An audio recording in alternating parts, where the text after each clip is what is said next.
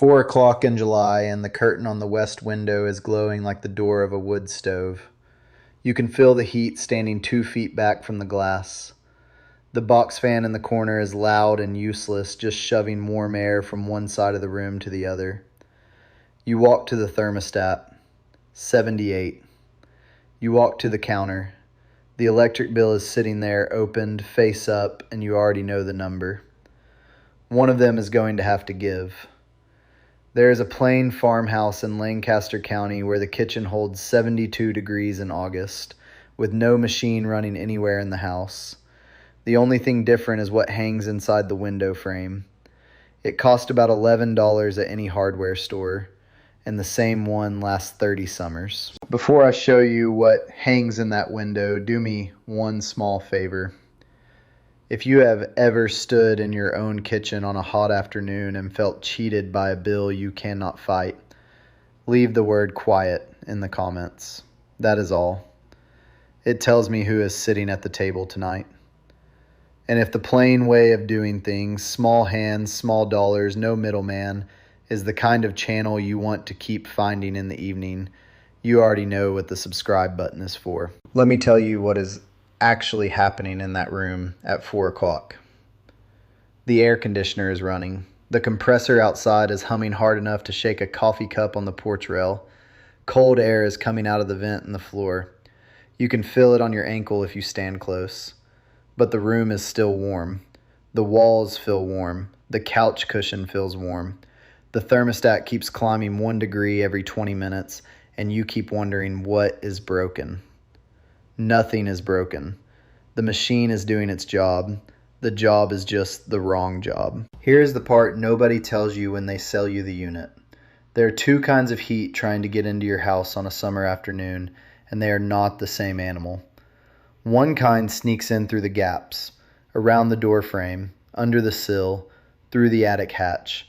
That is hot air, and a working AC can chase it down all day long. The other kind does not sneak. It pours. It comes straight through the glass like water through a window screen, and it does not care how cold your vents are blowing. Your machine never sees it coming. My father knew this without ever using the word for it. He kept a roll of silver face material up in the rafters of the barn between the second and third joists, wrapped in a feed sack to keep the dust off. I remember being maybe 9 years old and asking him what it was. He said it was the reason the milk house stayed cool in July. He said it was the reason the south room in the farmhouse never needed a fan. He said his own father had bought one roll, used about half of it, and the other half was still up there waiting. One roll. 40 summers. He replaced it once just because the edges had finally started to crack. I did not understand what I was looking at then. I thought it was insulation, the pink stuff in a silver wrapper. It is not. It is something else, and it works on a different principle, and the principle is the whole reason this video exists. The plane builders never wrote it down in a book. They did not need to. They watched where the sun fell on a wall in the morning, and they answered it with what they had on hand. Cloth, wood, a few small nails. The $11 I'm going to tell you about in today's money is roughly what their grandfathers spent on the same fix 120 years ago. Now I want you to do something for me while we are talking. Walk to your hottest window. You already know which one it is. It is the one on the south or west side of the house, the one where the curtain feels warm to the touch by mid-afternoon, the one where the cat will not lie down anymore even though that used to be his spot. Put the back of your hand flat against the inside of the glass. Hold it there for a count of 3. That is the temperature your air conditioner is fighting.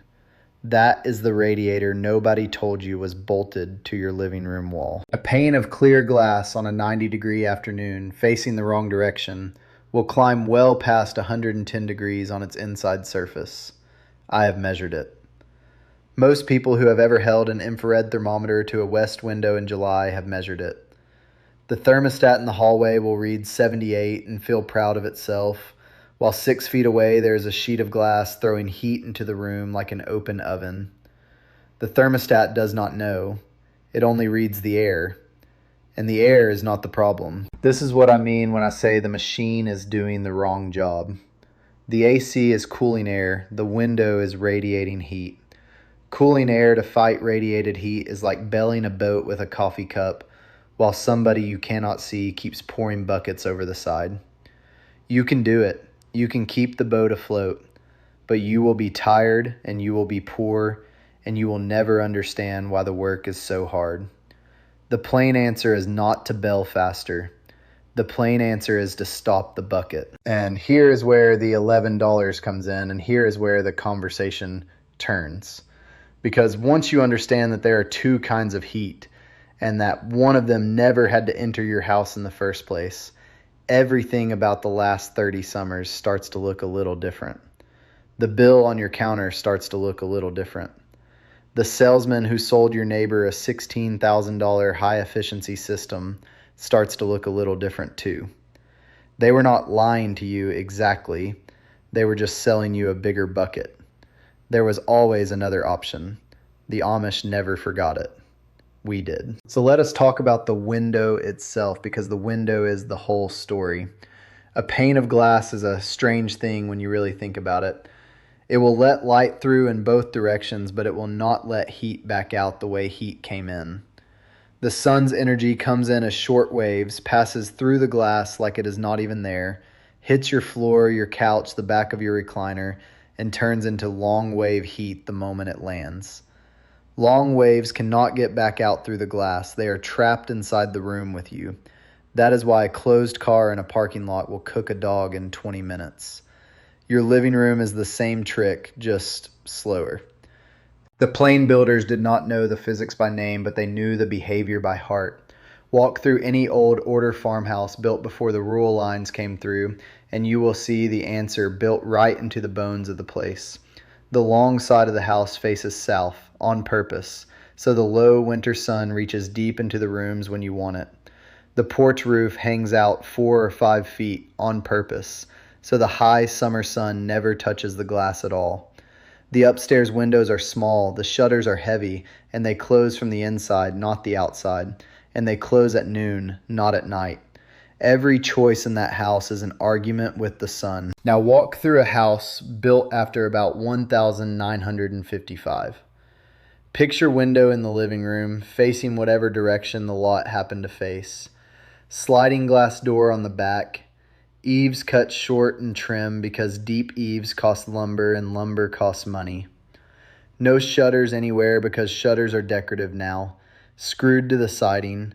6 inches to the side of the window where they cannot close over anything. The house is beautiful. The house is also a solar collector. And the only thing standing between the family inside and a heat-stroke summer is a machine in the side yard that runs on borrowed money. I am not going to name a company. I am not going to name a man. I will tell you what I believe, which is that 2 industries shook hands sometime after the war and made a quiet deal that nobody put on paper. The builders started selling more glass because glass sells houses. The utilities started selling more electricity because the houses needed it. Both sides made out. The homeowner paid the difference every month for the next 50 years, and his children paid it after him, and his grandchildren are paying it now. That is not a conspiracy. That is just what happens when nobody on your side of the table is paying attention. So before we go to the hardware store, I want you to do the diagnosis the old way. You do not need a meter. You do not need an app.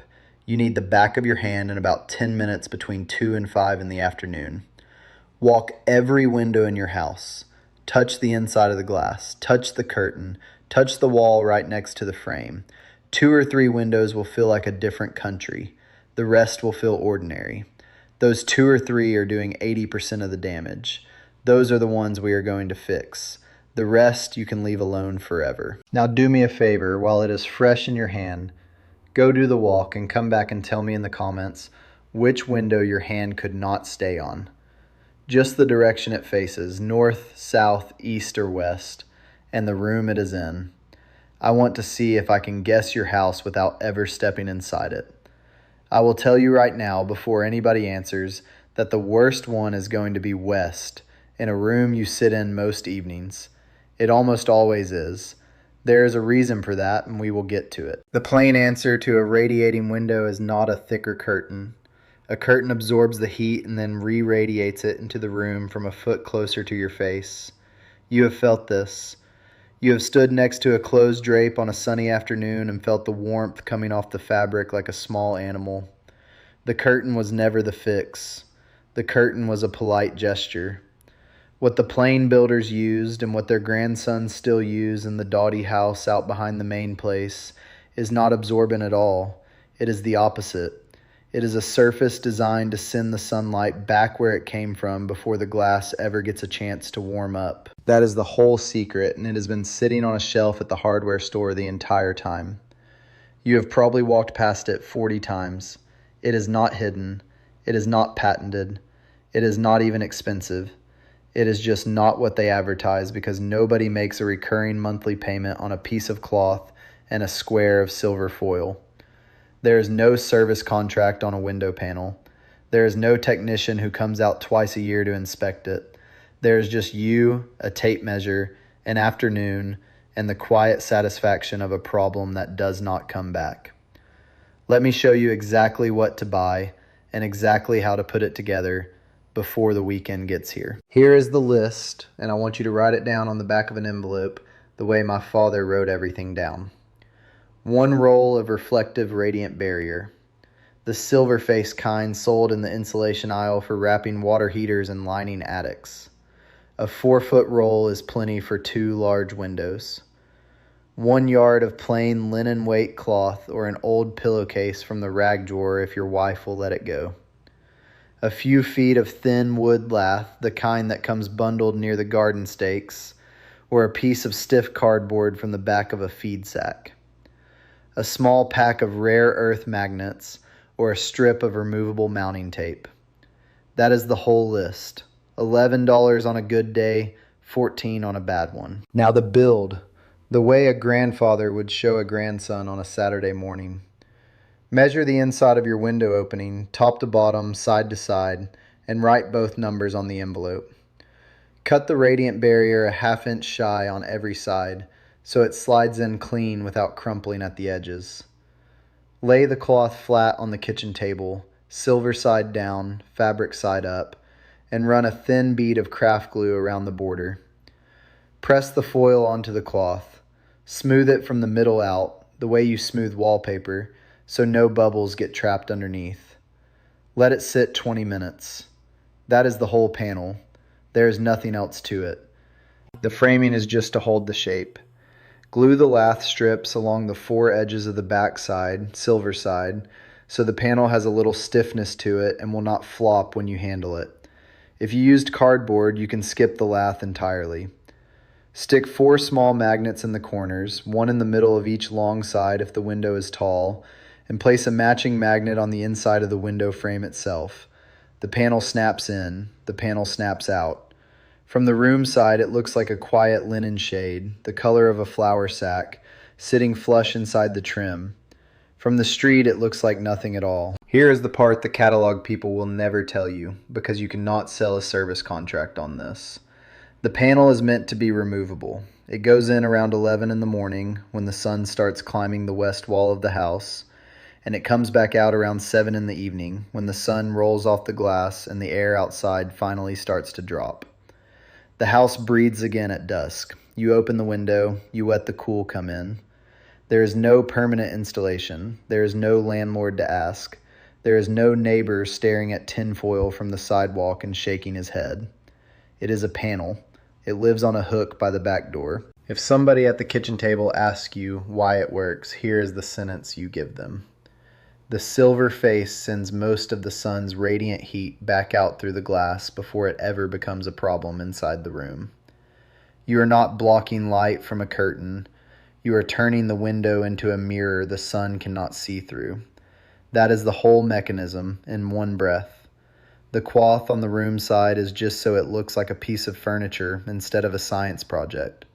The foil is doing the work. The cloth is keeping the peace with whoever decorates the house. 1 window, 1 afternoon, 1 bill that never reads the same way again. I want to be honest with you about what this panel will and will not do, because I am not selling anything and I have no reason to lie. It will not insulate your house in winter. It will not stop a draft. It will not replace a storm window, and it will not fix a single pane sash that needs to be reglazed. It does one job. It rejects radiant heat on the panes that face the sun.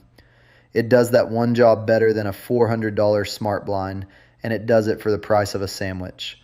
Anybody who tells you otherwise is selling the $400 blind. Now picture the room with the panel in. Same kitchen, same 4 o'clock, same July afternoon you started this video in.